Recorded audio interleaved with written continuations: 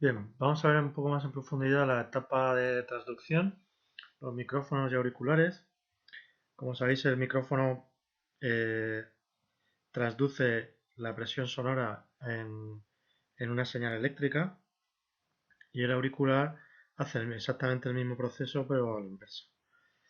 Eh, Hemos visto anteriormente más o menos cómo funcionaba un micrófono de bobina móvil y lo mismo para el transductor de salida, para el auricular. Y ahora vamos a ver todos los tipos que hay y cómo funcionan. Primero vamos a ver las características de los micrófonos. La más importante o de las más importantes es la sensibilidad, que viene dada por esta expresión que veis aquí, la cual relaciona el voltaje de salida con la presión de entrada del sonido. Es decir, que me está dando, lo que me está dando la sensibilidad es eh, cuán deficiente es el micrófono en convertir la presión sonora en una señal eléctrica. Las unidades de la sensibilidad son voltios por pascales o voltios por metro cuadrado partido por newton, ¿vale? Dado que un pascal es un newton partido por metro cuadrado. Normalmente esta expresión viene dada en decibelios, simplemente es hacer el 20 logaritmo de la expresión, y de esta manera podemos tener una mayor precisión o podemos observar efectos para frecuencias bajas y para frecuencias altas. Bueno, como vamos a ver a continuación, eh, la linealidad es un factor importante en la sensibilidad. Cuanto más lineal, mejor será ese micrófono. Y esto viene recogido en la fidelidad. ¿Vale? Tenemos por un lado un ancho de banda. El ancho de banda en este caso es desde este punto hasta este punto, prácticamente recoge todo el rango audible. La linealidad es lo que os acabo de indicar, cuán lineal es la sensibilidad, y luego la estabilidad de la respuesta frecuencial, que nos indica un poco esa linealidad. Podemos tener una cierta linealidad, pero a lo mejor es inestable, y de esta manera podemos medir esa estabilidad lineal. Luego tenemos otro factor importante, que es la direccionalidad. La direccionalidad puede ser fundamentalmente micrófonos direccionales, los cuales tenemos un máximo de sensibilidad en 0 grados y un mínimo de sensibilidad en 180 grados. ¿Vale? Este tipo de micrófono es interesante si, por ejemplo, tenemos varias personas a nuestro alrededor que están hablando entre sí y nosotros estamos hablando con solo una persona y queremos focalizar el micrófono hacia esa persona en concreto para tener una mejor calidad de sonido. Este es el micrófono ideal, ya que podemos orientarlo directamente a esa persona y obtener un máximo de sensibilidad. Luego tenemos el omnidireccional, que sería sensible en todas las direcciones, y el bidireccional, que es sensible en 0 grados y en 180 grados. Luego tenemos también otro tipo de micrófonos que serían con multimicrófonos, con dos micrófonos o más, los cuales al tener dos micrófonos podemos comparar las dos señales de entrada de ambos micrófonos y poder orientar de manera automática eh, la sensibilidad. Bueno, otro parámetro sería el ruido interno, que ya hemos hablado del ruido en varias ocasiones en el audífono. En este caso, en el micrófono se produce sobre todo por las partes móviles que tenga, como puede ser la bobina y el imán, de cualquier tipo de fricción que haya. Y también, si tenemos por ejemplo una bobina y tenemos campos electromagnéticos externos, estos van a incidir sobre esa bobina y van a generar intensidades parásitas que lo que van a provocar es ruido en el audífono. Esto, como sabéis, se puede resolver con un filtro pasa-baja, aunque lo ideal sería que ese micrófono no produjese ningún tipo de ruido a la salida. Bueno, pues el ruido equivalente se puede medir con esta expresión, que es la amplitud de la señal de la entrada dividido la sensibilidad. Cuanto más sensibilidad tenga y menor ruido interno tenga el micrófono, mejor será. Bueno, en cuanto a tipos de micrófonos, tenemos tres tipos fundamentalmente. Los primeros, que serían los electromecánicos, son aquellos que tienen partes móviles, como puede ser un piezoeléctrico o un micrófono de carbón. Estas, las características que tienen, como veis, es que tienen un ancho de banda limitado y la sensibilidad baja, con lo que, bueno, en principio no son muy apropiados para su uso. El de carbón en concreto se usa muy poco, pero el de electromecánico, el piezoeléctrico, cada vez se están consiguiendo mejores rendimientos y mejor sensibilidad.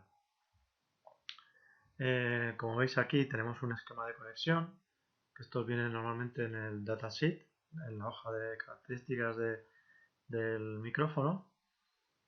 Vemos la pila, que es de 1,3 voltios, que es la pila que tienen los audífonos, conectado a dos terminales, positivo y negativo, y luego tendríamos un tercer terminal en el micrófono, que sería el output, y que estará referenciado al negativo de la pila o a la tierra. Bueno, pues si vemos el de carbón, vemos que está compuesto por una especie de caja, la cual está separada, está abierta, y en su interior hay material de carbón. Este material, al ser comprimido y descomprimido mediante el diafragma, mediante la membrana, lo que hace es variar su resistencia eléctrica. Como podéis imaginar, bueno, si variamos la resistencia eléctrica, podemos variar los otros dos parámetros, que son el voltaje y la intensidad. Como podéis imaginar, el rendimiento no es demasiado bueno a lo largo del tiempo, ya que al comprimir y descomprimir ese material carbonáceo, vamos a tener cada vez distintos huecos, las partículas se van a ir ordenando de distinta manera y al final la resistencia va a variar, con lo que con el cabo del tiempo va a tener un comportamiento impredecible. Bueno, en cuanto a los piezoeléctricos, como veis, este componente de aquí, que veis aquí, es un piezoeléctrico, el cual es un cerámico que, si lo aplastamos o lo doblamos, produce una corriente eléctrica. El mecanismo es muy similar a los semiconductores, en los que los electrones de la banda de valencia podían eh, saltar a la banda de conducción mediante la aplicación de un campo electromagnético, aumentando la temperatura o aplicando un voltaje. Aquí el mecanismo es exactamente igual, la diferencia es que al deformarlo, al apretarlo o al doblarlo, esos electrones van a saltar a la banda de conducción. Bueno, pues si movemos este diafragma, como vemos ahí, vemos que el piezoeléctrico se dobla. Al doblarse se va a producir esa corriente eléctrica, y además esa corriente eléctrica, como en un caso voy a producirla y en otro caso no voy a producir corriente eléctrica y en otro caso voy a producir, lo que voy a tener es una corriente variable. Esa corriente variable además va a tener la frecuencia del movimiento del diafragma, es decir, la frecuencia del sonido. Otro tipo que tenemos son los electrostáticos, que ya comentamos un poco, sobre todo el del condensador. Ya os dije que había micrófonos con bobina y con condensador. Como veis, estamos solamente con resistencias, condensador y bobina, y con eso de momento hemos construido un montón de dispositivos, entre ellos el filtro y los traductores de entrada y de salida. Bien, pues los electrostáticos hay de dos tipos, los capacitivos y los electret. Los capacitivos son aquellos que se componen de un condensador, el cual el diafragma está conectado a una de las placas del condensador. Al vibrar el diafragma, va a vibrar esa placa del condensador y lo que va a ocurrir es que se va a aumentar o disminuir la distancia con respecto a la otra placa del condensador. Al disminuir la distancia, lo que estamos haciendo es aumentar la capacidad del condensador. Al aumentar la distancia, lo que estamos haciendo es disminuir la capacidad del condensador.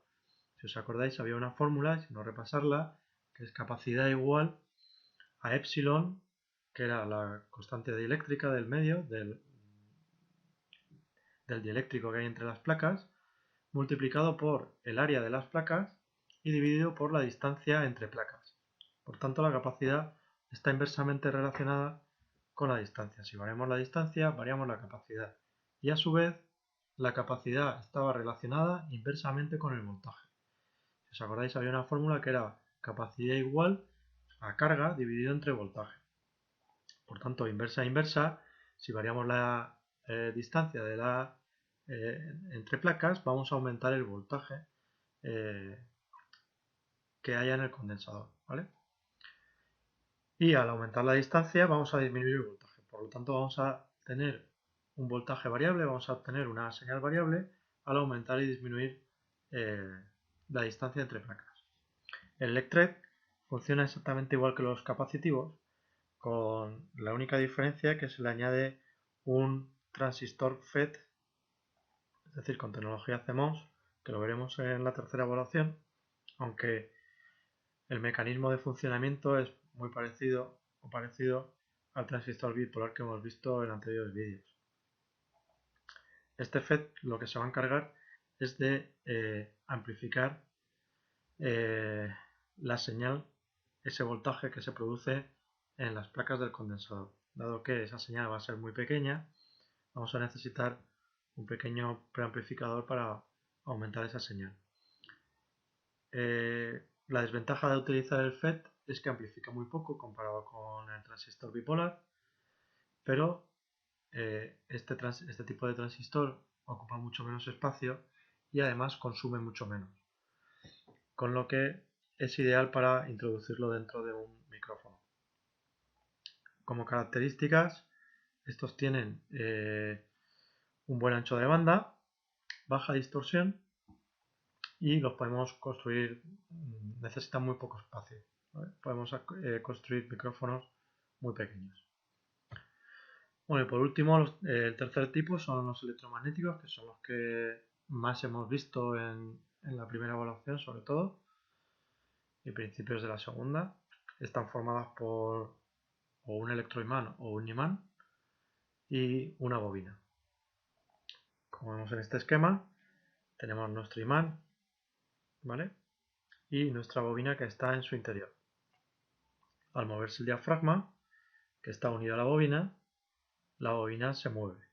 Al moverse la bobina en el seno de un campo magnético constante, los imanes provocan un campo magnético constante, pero al mover la bobina lo que vamos a tener es un campo magnético variable. Ese campo magnético variable va a ejercer una fuerza sobre los electrones que hay en la bobina y va a producir una corriente eléctrica variable que va a tener la misma frecuencia que la frecuencia con la que se mueve el diafragma o la membrana. Y esa frecuencia es la frecuencia del sonido. Bueno, y luego tenemos otros subtipos de micrófonos, o de transductores, mejor dicho, de transductores de entrada, que pueden ser los de salida digital. Directamente de sonido lo que obtenemos es una salida digital. El inconveniente que tienen este tipo de transductor es que necesita un reloj, un clock, que haga una transformada de Fourier entre la escala de tiempo y la escala de frecuencia, y además también vamos a necesitar un conversor analógico digital, con lo que ese traductor va a ser de dimensiones grandes y además todos estos tipos de procesos se suele llevar a cabo en el DSP, en el microprocesador del audífono, con lo que este en principio no sería necesario. Sería necesario en caso de que no lo tuviéramos o no tuviéramos un conversor analógico digital en el chip o por cualquier otro motivo. La bobina de inducción o bobina T-coil es la que hemos visto ya.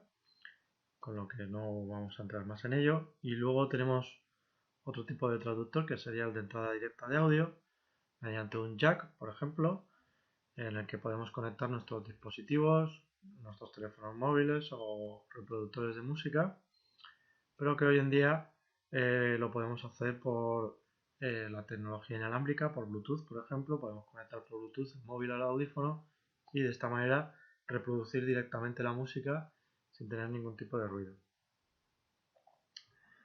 Bueno, aquí veis dos ejemplos que he sacado de los datasheets de los micrófonos. Tenéis los datasheets ahí en el campus. Como veis, la comparativa es significativa entre el micrófono magnético y el micrófono piezoeléctrico. El piezoeléctrico tiene una señal mucho más lineal, tiene un ancho de banda mucho más grande que el magnético.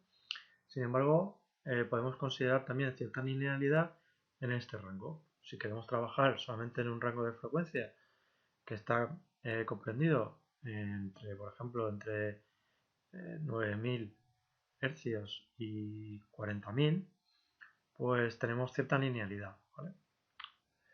Si queremos trabajar con más sensibilidad, pues trabajaremos en 20.000 hercios, etcétera. Según el rango que queramos amplificar o que queramos trabajar con él, vamos a seleccionar un tipo de micrófono u otro. Por regla general, cuanto más ancho de banda y más linealidad y menos ruido, mejor micrófono será.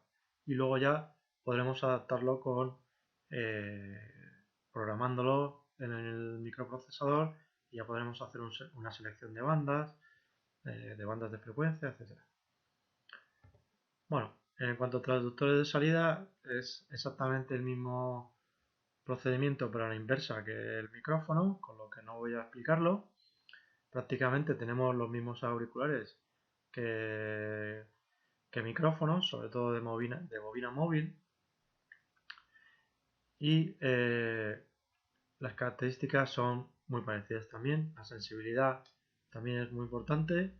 En este caso es el voltaje que se recibe y la presión sonora que se emite. Es justo al revés. Salida máxima y distorsión amplia.